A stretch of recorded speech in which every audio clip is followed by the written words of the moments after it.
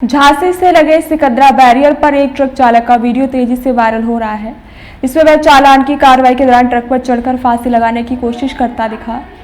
जानकारी के अनुसार ड्राइवर पर केवल 1000 रुपये का चालान किया गया था।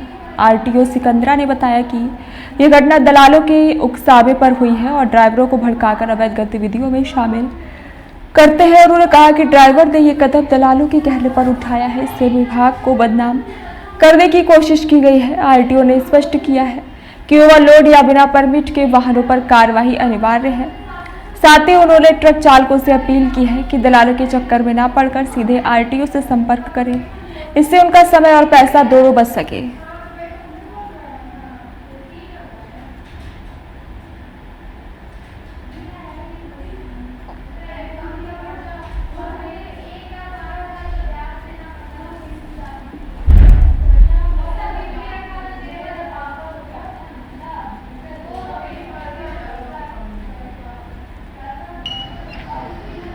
मैं दीपक पुरोहित भारत नेशनल से।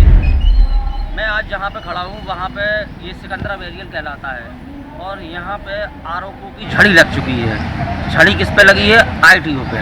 आज मैं आरटीओ से खुद स्वयं में मिलने आया हूँ और जो सत्यता है उसको उजागर करने की मैं चेष्टा करूँगा। आइए आज मैं आपको आरटीओ महोदय से आपको थोड़ी सी चर्चा कराता हूँ। नमस्कार। अब जो आप आरोप लगा रहे हैं जी, वो कहाँ तक सत्य है? ये जो मैं कार्रवाई कर रहा हूँ ये नियम के अनुसार हो रही है। अब इसमें क्या होता है कि जैसे किसी गाड़ी पे कार्रवाई की जाती है तो वो क्या है कि ऑब्वियसली विरोध करते हैं। जैसे यहाँ पे पहले बीच में चेकिंग वगैरह बंद हो गई थी, आपको पता होगा, चेक पोस्ट बंद हो गए थे, फिर दोबारा चेक पॉइंट चले शासन के आदेश अनुसार। तो उसमें अपन मोटर व्हीकल एक्ट के अंतर्गत कार्रवाई जो करते हैं तो उसमें अवैध वसूली के आरोपी लगाए जाते हैं और अन्य आरोपी लगाए जाते हैं, लेकिन ऐसा कुछ भी नहीं है, इसमें कोई सत्यता नहीं है। अभी ये घटना हुई थी जिसका वीडियो बड़ी तेजी से वायरल हो रहा है कि एक ड्राइवर जो कि ट्रक पर चढ़कर फांसी लगाने की कोशिश कर रहा है, तो उसके विषय में क्या कहना चाहेंगे? एक्चुअली वो ही सेम उसमें क्या हुआ, उस गाड़ी को रोका गया। पहले तो उसने आनाकानी की रुकने में, क्योंकि वो कह रहा था वही चेक पॉइंट कैसे लगा लिया तुमने वो। क्योंकि क्या होता है यहाँ पे जब गाड़ी रोकी जाती है तो भीड़ भी लग जाती है, तो उसको जैसे तैसे हमने समझा के साइड में लिया, लेकिन तब भी उसने अपना लाइसेंस वगैरह दिखाने से या जानकारी दिखाने से इनकार कर दिया। तो बाद में उसका हमने जो उपयुक्त धारा है तो उनका चालान किया गया और चालान होने के उपरांत वो वाहन चालक दोबारा गाड़ी को लेके इधर आया, या हो सकता है उसको ज़्यादा इसका दुख हुआ हो, जो भी हुआ हो, तो उसने यहाँ पे आके और इस तरह से वो किया। इसमें मुझे लगता है उसको भड़काया गया होगा, क्योंकि चालान कटना एक सामान्य प्रक्रिया है। हमारा भी गाड़ियों का चालान करता है। आप पे नहीं, आप पे आरोप लगते हैं कि आप यहाँ पे वसूली करते हैं। जी, यहाँ पे मोटर व्हीकल एक्ट और रूल्स के अंतर्गत कार्रवाई और कराधान अधिनियम के अंतर्गत कार्रवाई। इसमें हमारा काम होता है कि वाहनों को चेक करना और उपयुक्त धारा में चालान बनाना और चालान बनाकर राशि वसूलना या फिर उसको पेंडिंग रखना। यहाँ पे कितने ओवरलोडिंग ट्रक हैं जो ऐसे निकलते हैं? ओवरलोड का ट्रक के लिए या फिर हमारे पास कांटा नहीं है तो हम बिल्टी वगैरह उनकी चेक करते हैं और मैं टोल से भी जानकारी लेता रहता हूँ। यहाँ ओवरलोड वाहनों की संख्या हमारी होने की वजह से कम हो गई और चूँकि यहाँ पे कांटा भी है इसलिए ओवरलोड वाहन कम निकलते हैं, लेकिन अन्य धाराओं में जैसे ओवर हाइट है, बिना परमिट है, बिना टैक्स भी हुए हैं, ऐसे वाहन निकलते हैं, उन पर हम कार्रवाई भी करते हैं। तो चेकिंग की कार्रवाई होती है ये किस आधार पर होती है, किस नियमों के? जी, इसमें चेकिंग की जो कार्रवाई होती है मोटरयान अधिनियम और नियम के अंतर्गत की जाती है और मध्य प्रदेश कराधान अधिनियम के अंतर्गत की जाती है। उसमें जो भी ऑफेंस होते हैं उनके अंतर्गत हम उन पर मतलब चालानी कार्रवाई करते हैं या कर वसूलते हैं।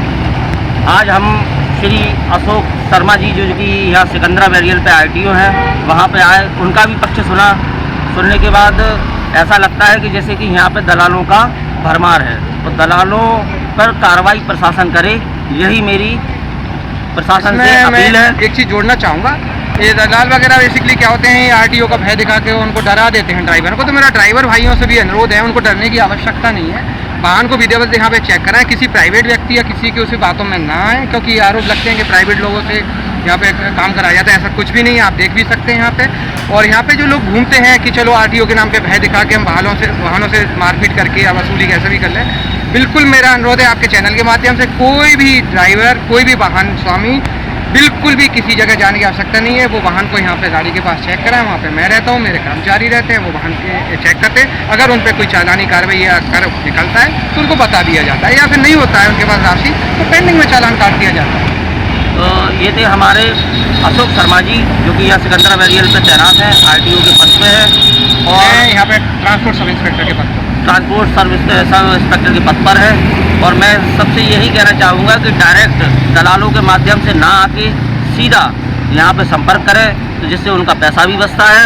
और दलालों के माध्यम से कुछ ना कुछ गड़बड़ जरूर होती है, और इस गड़बड़ का जिम्मेदार कौन होगा? मैं प्रशासन से यही कहूँगा कि दलालों पर लगाम कसी जाए। करती है प्रशासन पे, यहाँ पे हम यहाँ पे पुलिस थानों में सूचना दी जाती है, तो उनके द्वारा कार्रवाई भी हुई है। कई बार उन्होंने उनके ऊपर कार्रवाई की है। पुलिस का और प्रशासन का सहयोग इस रूप में हमें बराबर प्राप्त होता है और होता भी रहेगा शुरू में। जी धन्यवाद जी। मैं दीपक पुरोहित, भारत नेशन से। मैं आज जहाँ पे खड़ा हूँ वहाँ पे ये सिकंदरा बैरियल कहलाता है, और यहाँ पे आरोपों की झड़ी लग चुकी है। झड़ी किस पे लगी है? ITO पे। आज मैं ITO से खुद स्वयं में मिलने आया हूँ, और जो सत्यता है उसको उजागर करने की मैं चेष्टा करूँगा। आइए आज मैं आपको ITO महोदय से आपको थोड़ी सी चर्चा कराता हूँ। नमस्कार। नमस्कार।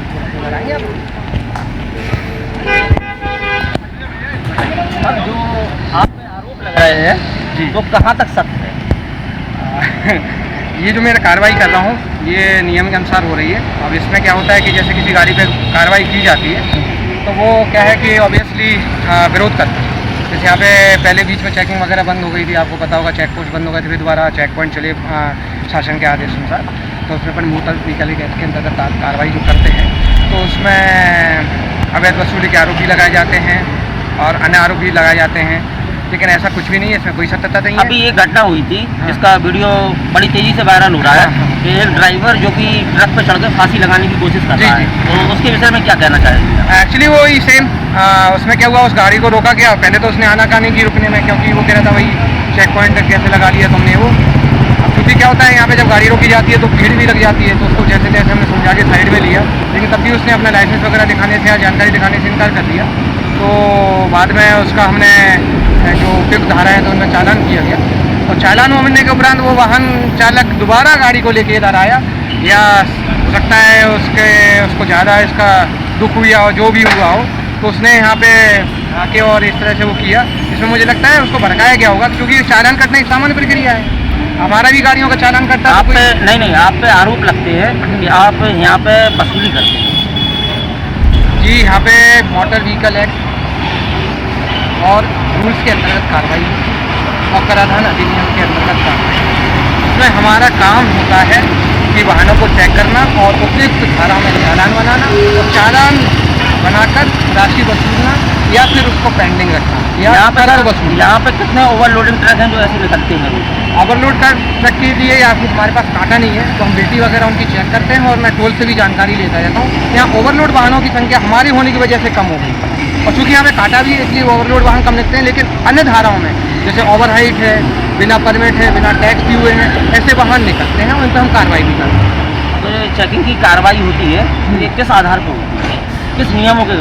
जी, इसमें चेकिंग की जो कार्रवाई होती है मोटर यान अधिनियम और नियम के अंतर्गत की जाती है, और मध्य प्रदेश कराधान अधिनियम के अंतर्गत की जाती है। उसमें जो भी ऑफेंस होते हैं उनके अंतर्गत हम उन पर मतलब चालानी कार्रवाई करते हैं या कर वसूलते हैं। आज हम श्री अशोक शर्मा जी जो कि यहाँ सिकंदरा बैरियल पे ITO हैं वहाँ पे आए, उनका भी पक्ष सुनने के बाद ऐसा लगता है कि जैसे कि यहाँ पे दलालों का भरमार है, तो दलालों पर कार्रवाई प्रशासन करे, यही मेरी प्रशासन से अपील है। एक चीज़ जोड़ना चाहूँगा, ये दलाल वगैरह बेसिकली क्या होते हैं, RTO का भय दिखा के उनको डरा देते हैं ड्राइवर को। तो मेरा ड्राइवर भाइयों से भी अनुरोध है, उनको डरने की आवश्यकता नहीं है।